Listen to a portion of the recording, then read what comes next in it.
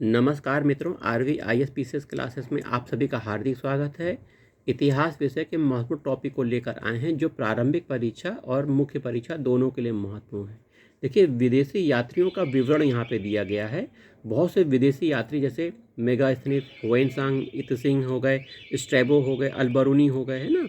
ये सब लोग आए हैं, कब आए हैं, इनकी क्या विशेषता है, इसके बारे में जानेंगे। ठीक है, पहला है आपका विदेशी यात्री मेगास्थनीज 304 से 299 ईसा पूर्व में आता है। मेगास्थनीज कहाँ आता है? मेगास्थनीज चंद्रगुप्त मौर्य के दरबार में यूनानी सम्राट सेल्यूकस के राजदूत के रूप में आता है। तो चंद्रगुप्त मौर्य के काल में आता है और यह सेल्यूकस का राजदूत है।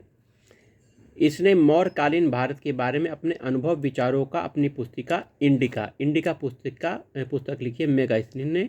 इसमें लेखबद्ध किया है। यद्यपि मूल पुस्तक तो अभी अप्राप्त है, परंतु परवर्ती लेखकों एरियन, स्ट्रैबो, प्लिनी आदि की रचनाओं में उसकी पुस्तक के कुछ अंश उद्धृत किए गए हैं। मेगास्थनीज के अनुसार भारतीय समाज 7 वर्ग का था। तो पूछ सकते हैं, मेगास्थनीज के अनुसार भारतीय समाज कितने वर्ग का था? 7 वर्ग का। याद रखिएगा। उसने दास प्रथा का उल्लेख नहीं किया है, सती प्रथा का उल्लेख किया है। उसके अनुसार भारतीय यूनानी देवता डायोनीसियस तथा हेराक्लीस की पूजा करते थे। भारतीय 2 की पूजा करते थे, डायोनीसियस, हेराक्लीस। वस्तुतः इसे शिव और कृष्ण की पूजा से तात्पर्य कहा जाता है। ठीक है। उसने लिखा है कि भारत में अकाल दुर्भिक्ष नहीं पड़ते थे। उसके अनुसार मौर्य काल में नगर का प्रबंध एक नगर परिषद द्वारा होता था। मौर्य काल में नगर परिषद होती थी जो नगर का प्रबंध करती थी, जिसमें 5-5 सदस्यों वाली 6 समितियां काम करती थी। इनमें भारतीय पत्तनों, बंदरगाहों, व्यापारिक माल का वर्णन किया गया है। यह संगम युग की महत्वपूर्ण विदेशी साहित्यिक स्रोत भी है। मेगास्थनीज में दक्षिणी भारत के पत्तनों, प्रथम शताब्दी ईसा पूर्व में रोमन साम्राज्य के साथ होने वाले व्यापार का भी विस्तृत वर्णन मिलता है। आगे देखिए, पेरीप्लस के लेखक के अनुसार शुक्ति मोती उद्योग कालवी पांड्य में ताम्रपर्णी नदी पर कोरकाई तथा तटवर्ती चोडमंगलम देशों से संचालित होता था। पेरीप्लस का कथन है कि फारस की खाड़ी से भृगुकक्ष में दासों का निर्यात होता था।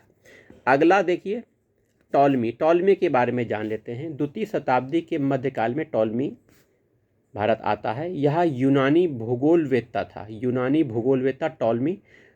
इसने द्वितीय शताब्दी कालीन भारत के भूगोल का वर्णन किया है, किंतु इसके विवरण में अनेक त्रुटियां हैं। तो टॉलमी यूनान देश का था, भूगोलवेत्ता था।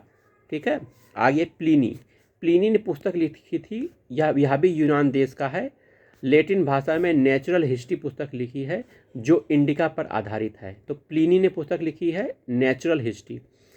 इसने अपनी पुस्तक नेचुरल हिस्ट्री में प्रतिवर्ष रोम से भारत में चली जाने वाली सोने की भारी मात्रा के लिए दुख प्रकट किया है। रोम से भारत में आ रहा है सोना, तो किसने वर्णन किया है? प्लिनी ने वर्णन किया है।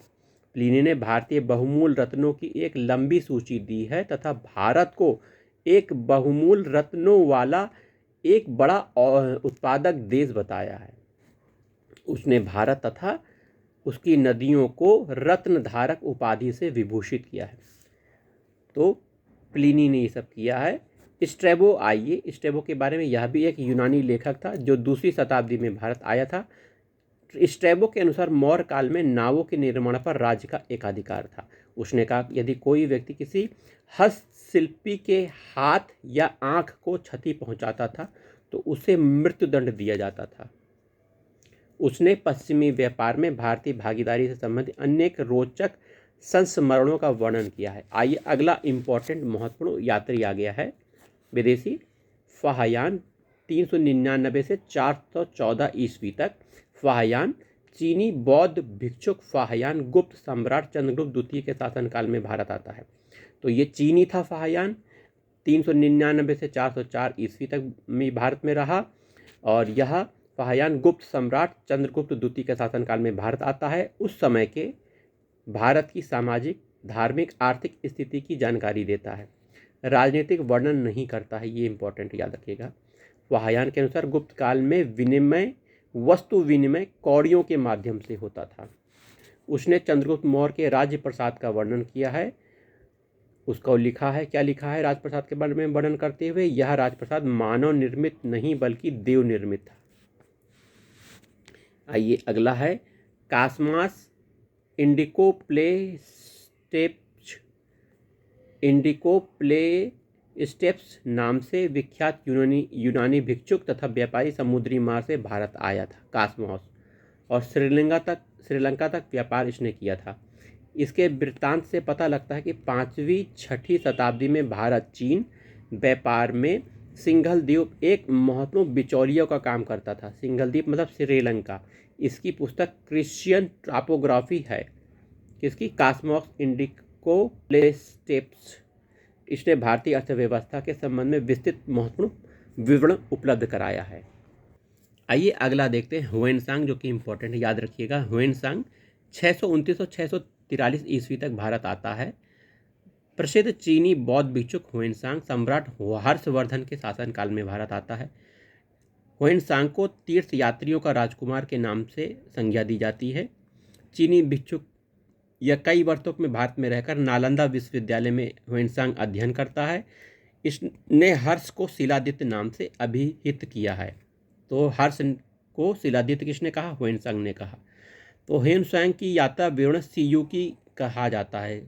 सीयूकी ह्वेनसांग का यात्रा विवरण है। कन्नौज की धर्म सभा का यह अध्यक्ष भी था। ह्वेनसांग ने अध्यक्ष बना था कन्नौज की धर्म सभा में। ह्वेनसांग ने क्षत्रियों की वीरता की प्रशंसा की।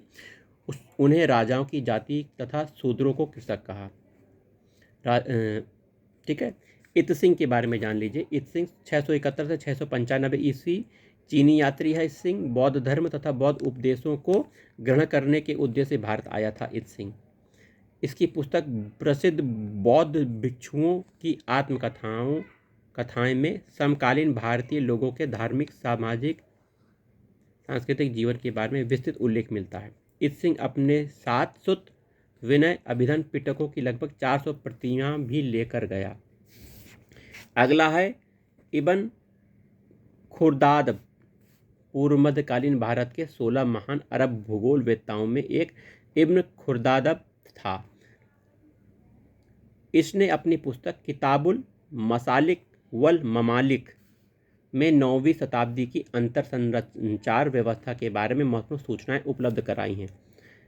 इब्न खुर्दाद ने क्षत्रियों को 2 वर्गों सफू कफूरिया कतरिया में बांटा है। चलिए इब्न खुर्दाद के बारे में हो गया। अल मसूदी के बारे में पढ़ लेते हैं। अल मसूदी अरब यात्री था, है ना। अल मसूदी अरब यात्री था। इसने प्रतिहार राज्य का दौरा किया। अल मसूदी गुर्जर प्रतिहार को अल गुर्जर, राजा को बौरा कहकर पुकारता था। अल मसूदी की अपनी पुस्तक का नाम है महजुल जहाब में अपने यात्रा वृत्तांत भौगोलिक टिप्पणियों का संकलन करता है।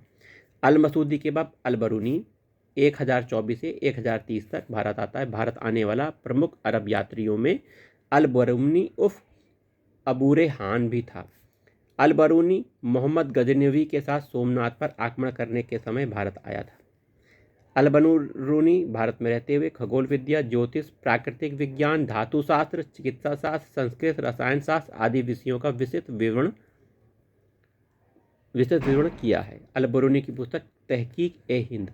तो अल बरूनी की पुस्तक का नाम है तहकीक ए हिंद। 11वीं शताब्दी में भारत का चित्र प्रस्तुत करती है। इसके अनुसार ब्राह्मणों को मृत्युदंड से छूट थी। ब्राह्मणों के लिए सबसे कठोर दंड देश निष्कासन था।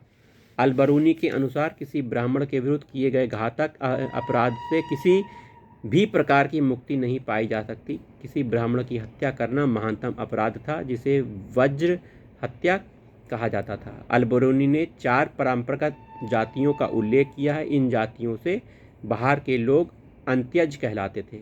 उसने अछूतों की सबसे लंबी सूची दी है। अल बरूनी ने तत्कालीन समाज में वैश्यों शूद्रों में कोई अंतर नहीं पाया है। तो चलिए मिलते हैं अगले वीडियो में।